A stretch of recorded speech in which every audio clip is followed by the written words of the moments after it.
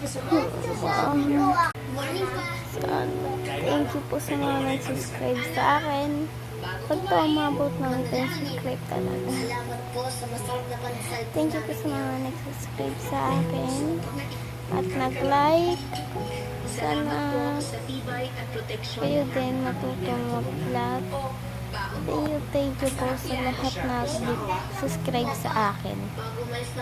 Siyempre, nanghingi ng gabay. Proteksyonan niyo po kami Thank you buong po. araw.